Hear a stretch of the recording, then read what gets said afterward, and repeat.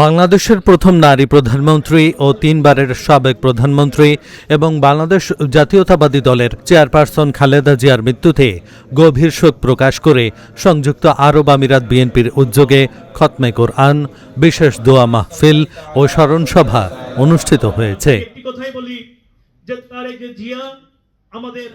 শুক্রবার বাদ জুম্মা সংযুক্ত আরব আমিরাতের শারজায় এই স্মরণ সভা ও দোয়া মাহফিলে সভাপতিত্ব করেন মুস্তফা মাহমুদ, জাহাঙ্গীর আলম রূপু ও এস.এম. মোদাসের শাহ। যৌথ সঞ্চালনায় বাণী পড়েন শাহাদাত হোসেন সুমন, স্বাগত বক্তব্য দেন মোহাম্মদ শাহেদ আহমদ রাসেল, আরও বক্তব্য দেন ইউএই বিএনপির আহ্বায়ক কমিটির সদস্য Rafiqul Alam, engineer Mahi Alam, engineer Karimul Haque, Shahinur Shahin, Nur Hossain Sumon, Abul Bashar CIP, Ruhul Amin, Shahadat Hossain Sumon, Nil Ratan Das, Mojibul Haque Manju, S M. Ershadul Alam, Hanif Khokon, CIP Jasimuddin, Jahangir Alam CIP, Ilias Amir Ali, Shahidullah, Abul Hashem, Humayun Kabir Sumon, Ismail Hossain Piyaru, Shahadat Hossain, Anwar Hossain প্রমুখ।